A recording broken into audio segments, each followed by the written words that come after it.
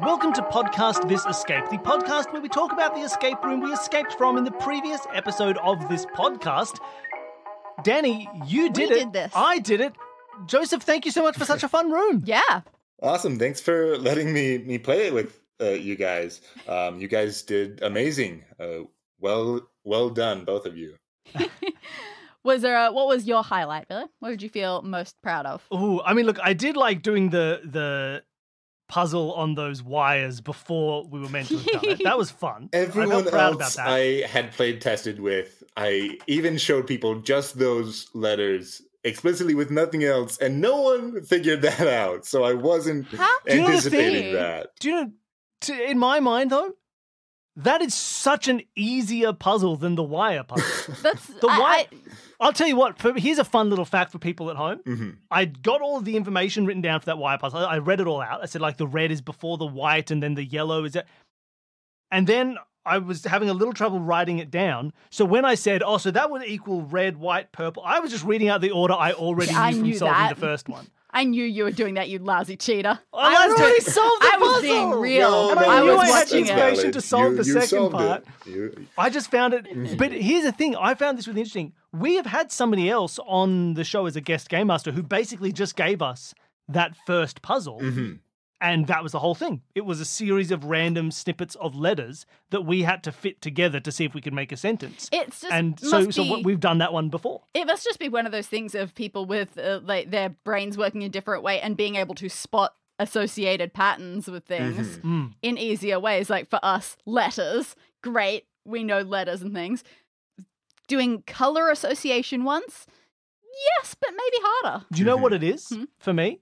Do you know what would have stopped me doing the puzzle at all? Spaces. Yeah, it's the presence of the spaces made it super easy for me. Like, because it's like, that gives you like clear structure. It's like, now I know where some words will end and some words because will you're begin, like, okay, two, and so I can that stick could them. be its own word and got it from Yeah, there. it makes Exactly. it feel Two like space, words. And so I knew wonder. and then it's like T, all I see, N-O is another transition, or you could go turn, T-U-R-N, that's a word.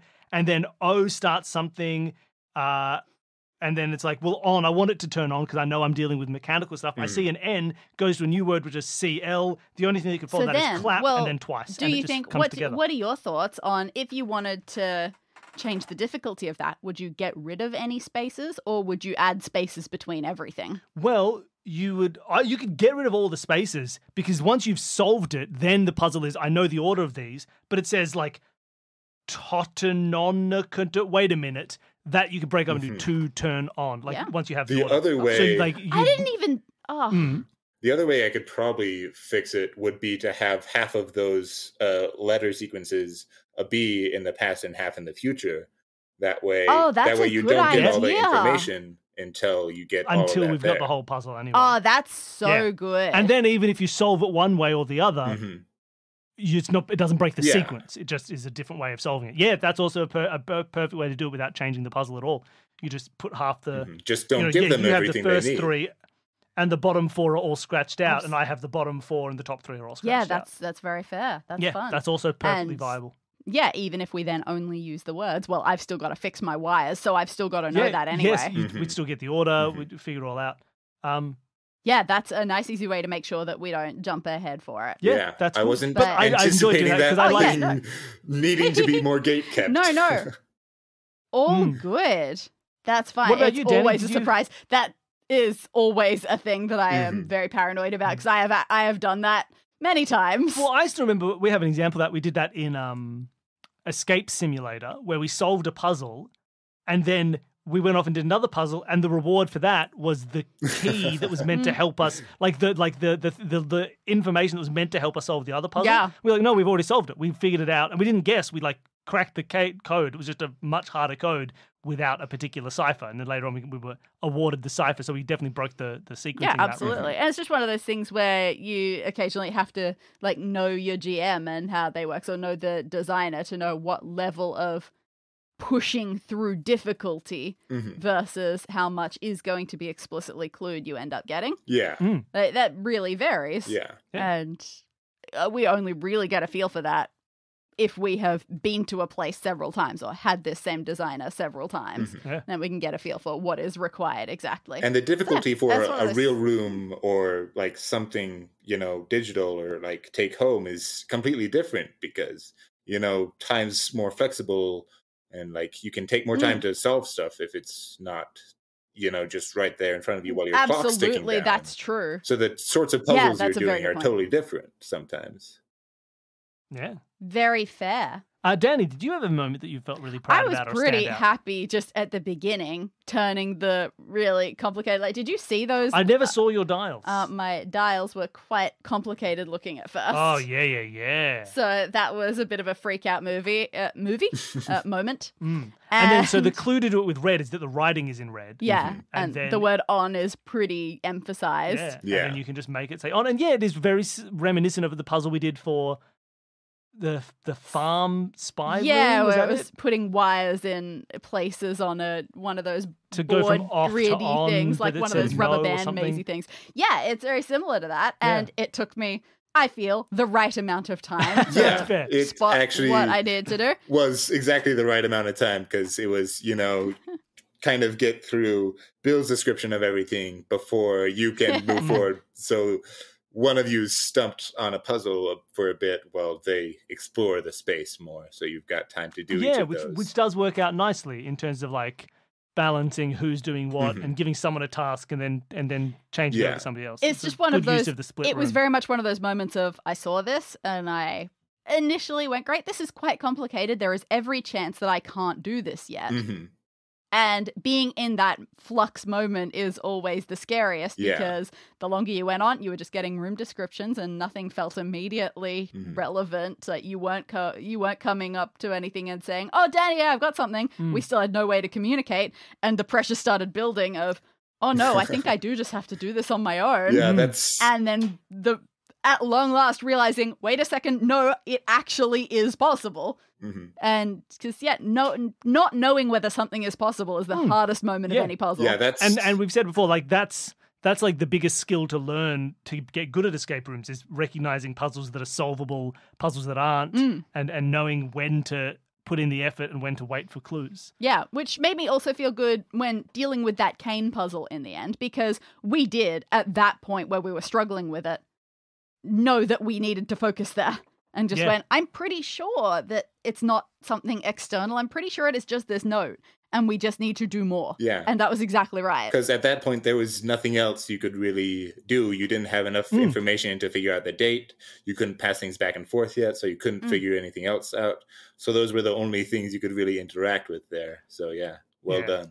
We have that a moment a lot with rooms that we run as well, where it's like the guests are looking at stuff, and then we go, you've now looked at everything in the room. And they go, oh no, I have to solve puzzles now. There's no more clues. I've got to solve the puzzles. One other thing that I felt very happy about the first time and then not so happy about the second time because it took me so much longer was when one of us did something in our timeline and then just needed to do the exact same thing in the other timeline. You're in the same room. You open the thing in the same place, and the big hold up for that was getting the key to Celia. We had so long. It was like, just give me that key.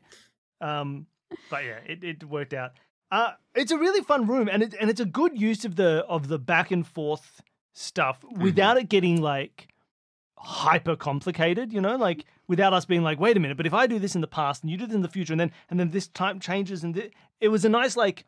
We didn't get into paradox territory. Yeah, it was just like an easy version of like you could almost have done like a lot of similar stuff if it was just like a teleport that went from one place to another as opposed to through time.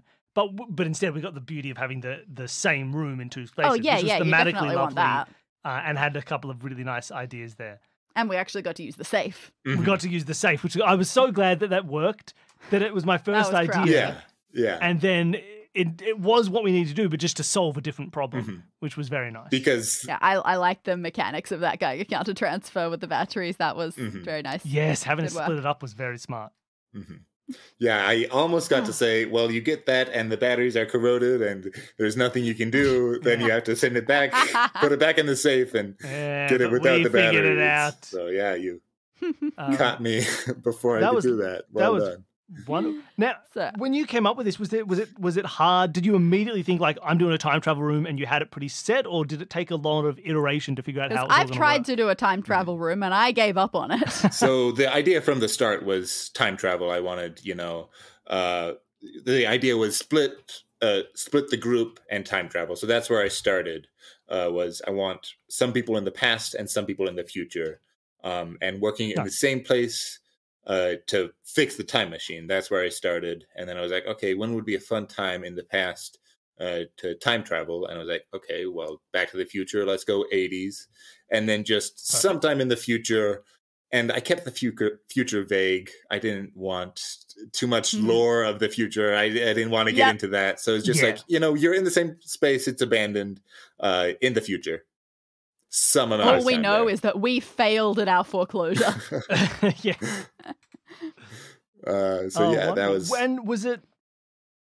Was there much like you talked a little bit about what your playtesters did in various versions. Is there much that changed from the first version of this room in playtesting, or has it pretty much stayed the same the whole way? It's changed quite a bit. I've mostly. I took away one puzzle just because it wasn't too much fun and more of a hassle than anything. There were some lava lamps that you had to rearrange in order of colors that you see on a poster, but it just slowed you down and bottlenecked you that you didn't need. So I just took it out because it didn't add to the room much there. That's a hard thing to do. And then just adding and taking away from lots of the things in the notes that were confusing. The twist and turn and push and pull, I just added. I didn't have the time to test that too much. But groups, like everyone got stuck there because it's kind of one of the more challenging puzzles in the room for sure. But without the twist and turn, it's one of those ones that. Mm-hmm. Yeah, it was a nice place to get stuck. Yeah. Like it was just let's actually figure it out and work it. It was a good place to stick a puzzle and to get stuck on a puzzle and to have something that we had to really focus on. So I liked it. It's one of those ones where it's like, I'm sure a lot of people struggle with getting it, but in a way that you want, right? You want a moment to get stuck. Because there are a couple of different moments in this room where it is finding the hidden clues written in a piece of paper. Like the word wait in one of them, like the acrostic in another one, and then this one. So it feels almost like leveling up. Yeah. Those are the warm-ups. We have been primed to go, no, there's something hidden here. It's just going to be harder, okay? Yeah. And even I think that worked. Even with how you found the crystal, there was a small hint on where that might be found there in one of the notes. Was there? Because it talked about the electricians or something. No, at the very end of that for note, the placement of the crystal. Danny, find the note. I'm looking. Danny, find the note. No dimwit will find it. Exactly. No dimwit. So I'll find it. You've got to find the bright light source there to get that. Yep. This is one of those things as well, right? We always have the classic thing for Escape This Podcast of always check the door, right? Like, don't forget that the door is an object. The one that we don't often use is floor and ceiling. Floor and ceiling, making people check those. Is one of those ones like, hey, you are in a space, and you feel like, oh my god, I'm in an actual space. I can look up, I can look down. Yeah, and it's a really easy. So if you hide something in the roof or in the floor, it's a classic way to catch people. That everyone will always get caught on it. It's not, and it's completely reasonable. Like the floor's been there the whole time. Because you think 360, but not all directions. There, you're not in a 3D space in all directions. You don't do the Z. It's like how in every single movie, when someone like needs to hide, they can always just be above because no one ever looks up. Like if Spider-Man's on the roof, no one will ever see him because no one ever looks up. No, of course not. But then I knew it was going to be a hard hiding place, so I made sure that the first puzzle was turn the lights on, and I made sure to describe it as one light in the center of the room. So it was an object there from the beginning. Yeah. Yeah, makes perfect sense. Yeah, it's one of those ones. It's a very good use of that, right? There's no sense of like, okay, sure, the light. It's like, I'm an idiot. As a player, I'm the dummy for not looking at the light. No. Absolutely. But you guys were far from dummies. You did everything as was intended for sure. It was things that were hidden were meant to be hidden, and you found them in the right way. Yeah. Oh yeah, and it's really nice to have that, right? I'm sure it's enjoyable as the one who designs a room to be like, oh, look. Things went the way I hoped they would. They found all the bits. One of the ones that I think possibly an underrated one. I really like the windows. Oh, looking out to get the different things that we got to do with those windows. I liked. I had it as soon as you were like, "Hey, there's a spyglass." I was like, "Great, Danny, to the window, look outside." Thank you for that, because I looked at the calendar. I knew those shop details were obviously going to give me a date. But it was true. I had no idea how those random shops with random names were possibly going to get involved in the room. But it was a classic thing of like the searching that we have in this audio space of you were just like, you see outside, it's like whatever, a couple of shops and other stuff and blah, blah, blah. And it was like, ha ha ha ha, you didn't catch me. I heard you say the word shops. Did you as a designer, did you have a favorite moment? Is there something in this room that you're proud of the most that you like? I really liked the last puzzle there, the kind of keep talking and no one blows up puzzle where you got to listen back classic. And see, oh, this is described this way. One of my playtesters was actually just from the Discord. It was Alec Gray, who was a guest GM for you guys earlier. And he's from Worcester. And so like when he read that, he was like, oh yeah, I know exactly how to say that. And so because like the idea was, and in the audio, he has a hard time saying it. I have a hard time saying it, but he was like, I can say that perfectly fine because I grew up there. I know exactly how to say that. But that puzzle there and just the teamwork of that puzzle was fun to design for sure. I do really enjoy those, and it was fun. It was loads of fun looking it up and going, oh, wow, mine looks really complicated, but that's okay. And then you mine. Saying such different things. We got so lucky with the way we described that I picked to describe me. Like, I'm going to tell you what I've got. Let's see if it matches up. That was very fun. Yeah. And then it was great because like it is a great little back and forth. I'm a big fan of those. Yeah. I read it out and I go, this seems simple. I don't know how this works. I see the red pull cord, but nothing else. Then you start to describe yours. Then I recognize those as words I heard in the recording. So we go back to the recording. You actually said, and I don't know if you remember this, Billy, but while you were listening to that broken record, I can't remember what the context was, if there was any, but you definitely said the word Worcestershire. And that was how when I saw my labeled buttons with their ridiculous labels, one of them said Worcestershire, and so I went, oh, this is related to that. Yeah. I had no idea how. I still had no idea what was on your record. And then when you started describing your buttons as just, it's just A, B, C, D. Yeah. Ridiculous. Well, it worked out very well. It was a very fun puzzle. I'm glad, I understand why you're proud of it. It was a very fun thing to do. And it's the exact right puzzle for the end of a room. That's true. Because it's not too complicated, but it's very fun. It's like, it's fun and to do. A bit of fun chaos to finish. I like it's chaotic and it's high and energy. So it's a great way to finish a room. Yeah, because you wouldn't want to end the room with like the directions puzzle there. That would exactly. That's true. It would be a low point to end on, even though it's a good mid puzzle there. But like you want the hardest part to be in the middle, and then catch up momentum at the end there. It is so funny how we do get a feel for these about what is an appropriate feeling puzzle for an end of room and what's not. Yeah, but you did that really because we liked all the puzzles, but it is true as well. You've placed them in the order of the room very very well, like smartly designed flow for the room. To make it's good to have a sticking point and you put it at the right place. It's good to have a chaotic energy thing and you've put it in the right place. So there's obviously a lot of understanding of a good structure of an escape room that's gone into making this. So it came out really well. Yeah, I mean, I learned most of it from listening to you guys and your podcast here and seeing what works best and how to do that, as well as physical escape rooms and I'm doing sure some of that as well, for sure. I'm sure working at one and actually just constantly seeing teams go through and seeing how these different flows work is extremely useful. Yeah, especially also Reality Escape Pod. I listen to that as well, and they give lots of advice on how to structure stuff like this well. That you don't want the hardest thing to be the last thing you do, because then you don't go away feeling that high. Yes, yeah, exactly. Yeah, you want it to and it worked really well. It was this cascade to the end of like da da da da da. Yes, all right, we've done it, which is the kind of feeling you want. It worked out great. Well, I mean, wonderful. Is there anything else with the room that you wanted to mention from the process of having made it? I guess kind of the mystery of what's all happening, because you go in there, you don't know per se right from the beginning that you're in the past and future. So how is that for you guys, like discovering that and figuring out what happened and filling in the holes between there?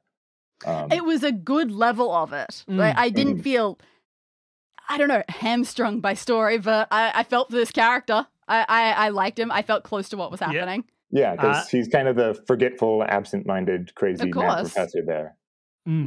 It was nice as well. I think like as soon as the machine whirled up and then we were split, I was like, we're going to be in the future and the past. Oh, yeah, I definitely assumed. And it was, honestly, it was as soon as we saw Celia, I just went, a fridge with wires coming out of it, that's a time machine. That's a time machine. It's a fridge with wires. I've tried to draw that in one of my rooms before. And it's nice that like it then didn't have there was no moment of like, you know, when you're 10 minutes in and the players have known for 10 minutes that they've traveled through time, and you don't have that moment of like, that's right, you've traveled through time. It's like, yeah, we know, right? Like, and so it was just, okay, where and when are we? Okay, we're in the same exact space.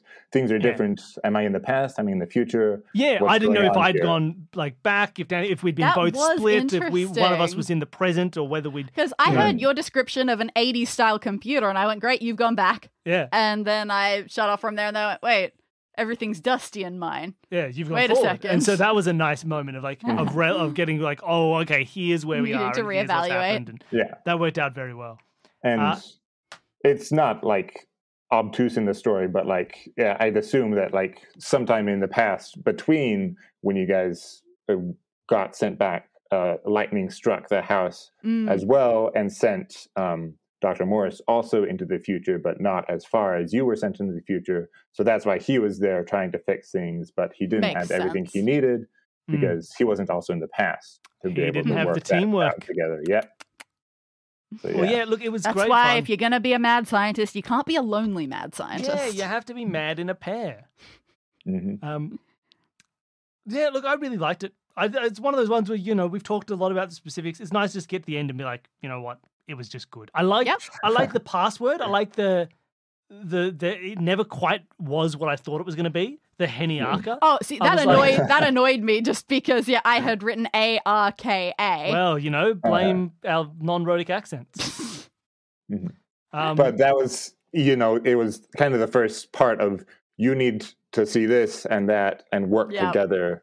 Yes, absolutely. Two and two together, because you've got the password hint, but he's got what you need to solve it from the future, and seeing the wear and tear of the room and that back and forth there. That is one as well. I could imagine someone who's thinking about it could possibly sequence break a tiny bit of knowing there is a periodic table. I did that. I absolutely did that, except I had KA, and there is no KA element. Maybe listen to what I spell out next time, you know? Maybe I hope you go back and edit this and realize you said it wrong. That I said KR and you went KR, like this out of an AR.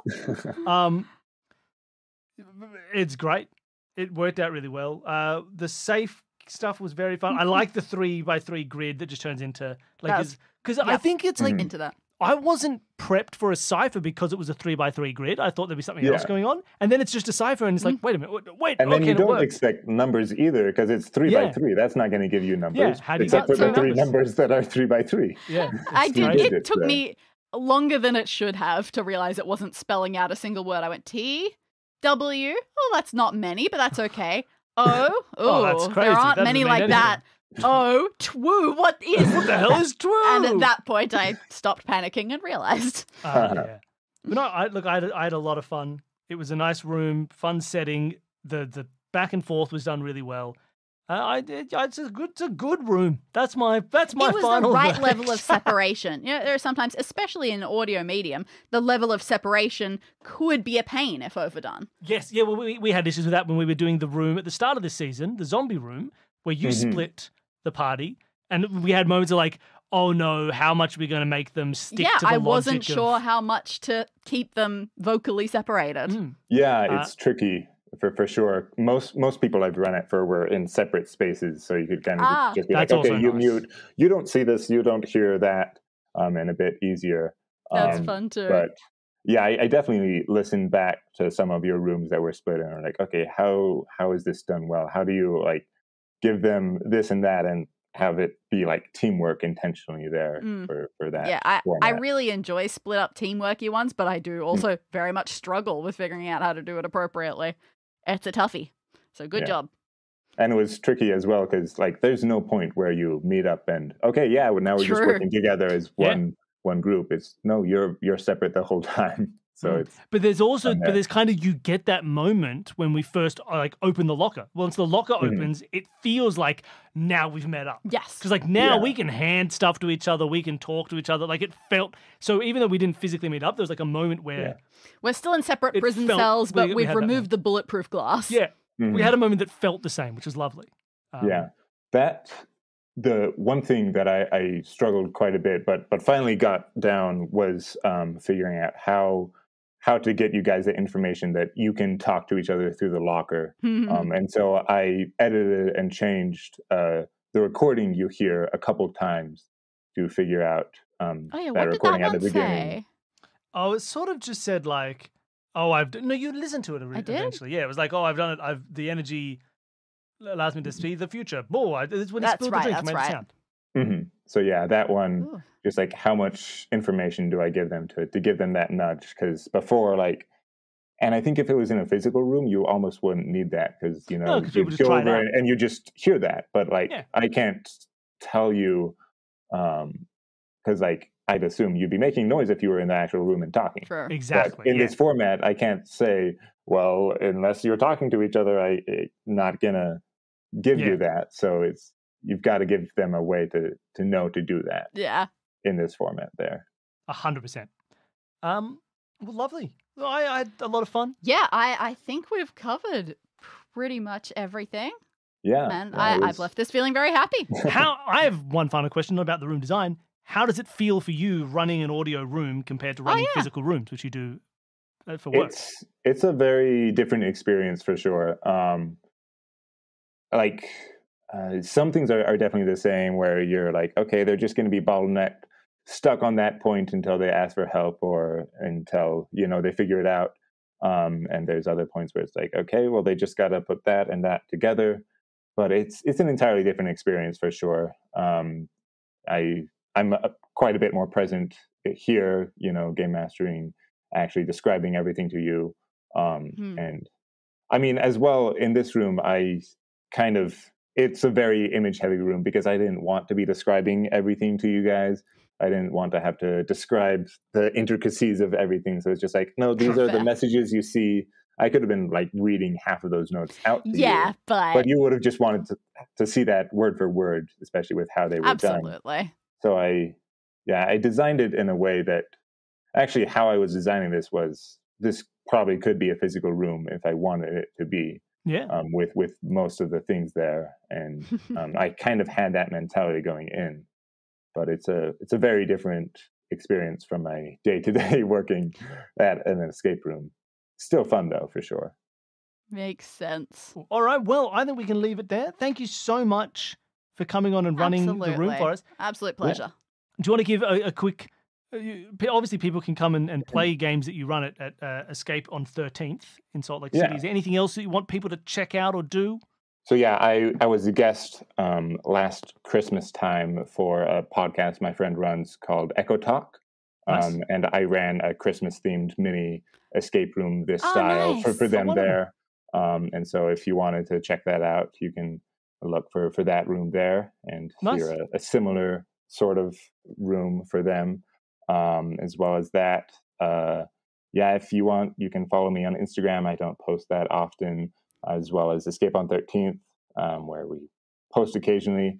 I can't say anything yet, but we've got something planned for the near future, something we're doing that I can't disclose fully, but I'm helping design a room for them there that will be exciting once I can talk about that for sure. Nice. Beautiful. All right, lovely. Well, thank you so much for coming on. Thank you, Danny, for playing with me. It was great. And if you're listening, thank you so much for listening. I hope you enjoyed the show. If you can, tell a friend, tell someone, go to an internet forum where people ask about shows and be like, hey, have you listened to Escape This podcast? It's a great way to get more people listening. If you want to help support in a more tangible way, you can also sign up for the Patreon. It's been recently revamped. I'll say that for the next 10 months until it's no longer true. So there's lots of fun stuff you can get there. There is bonus audio for all of our $5 donors. Any donor at any level can appear as an NPC. They can take part in a choose-your-own-adventure story that Danny's been writing on the Patreon. There's vlogs now, monthly vlogs for people at the $10 tier. There's a $15 tier that gives you absolutely nothing new, but it's cool and shiny. There's trivia that happens for our $20 donors every month. There's a fun trivia that Danny runs. So go and check all that out. There's great stuff. $50 donors can do playtests and see some behind-the-scenes stuff and do some extra gameplaying and recording as well. So if you want to help, that's great. But otherwise, just mention the show, leave a review, link it to someone, post it online, do whatever you can. It's we appreciate everything. And thank you so much for even just listening. You know what? If you're just listening, that's enough. But just do more, please. Thanks, everybody. Bye. Bye.